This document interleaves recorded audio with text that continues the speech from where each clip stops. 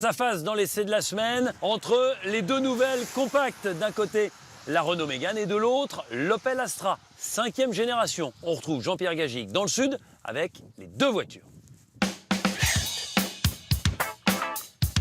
L'une fait partie du patrimoine automobile français, l'autre vient de faire sa révolution. Opposer une Mégane à une Astra, c'est un peu présenter la reine des compacts à une turbulente prétendante au trône. Et franchement, il y a de quoi s'inquiéter pour la française. Niveau look, fini les Opel façon voiture de loc que l'on oublie une fois les portières fermées. Cette 5e génération d'Astra est plus racée, plus sexy, plus compacte.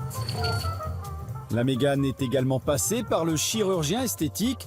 On retrouve tous les codes de la Talisman sur l'avant et à l'arrière, codes que l'on retrouvera sur l'ensemble de la gamme.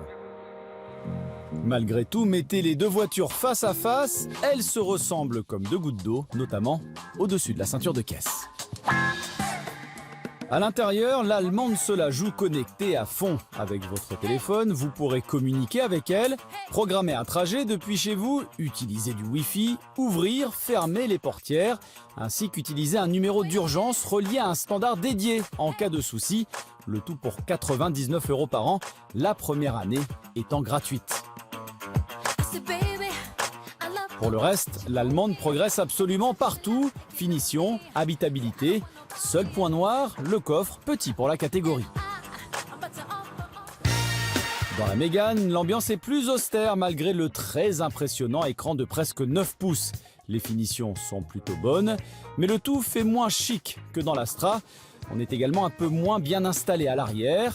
Alors oui, le coffre est plus grand, mais l'Opel, dans l'ensemble, est plus accueillante.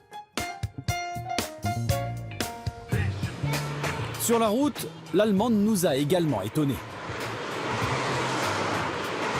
Le principal problème des anciennes Astra, c'était le poids. Opel le savait et a fait maigrir cette nouvelle génération qui a perdu en moyenne 120 kg. C'est absolument énorme pour ce type de véhicule.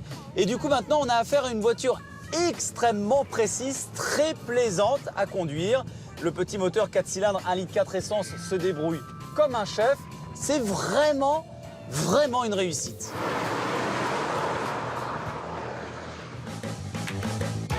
Un 4 cylindres également sur la Mégane pour une puissance de 130 chevaux, soit 5 de plus que l'Astra.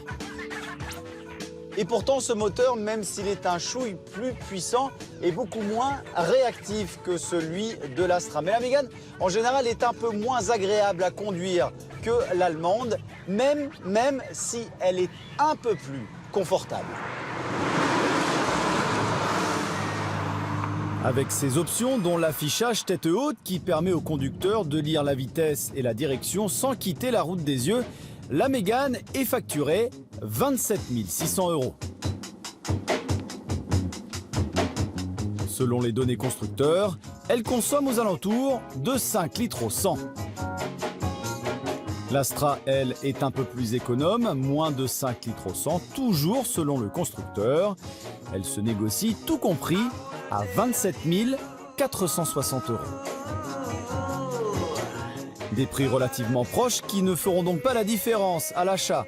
La française prend l'avantage sur le confort de conduite et le volume de son coffre, mais pour le travail accompli et ses surprenantes capacités dynamiques, c'est bien l'Opel qui remporte notre duel.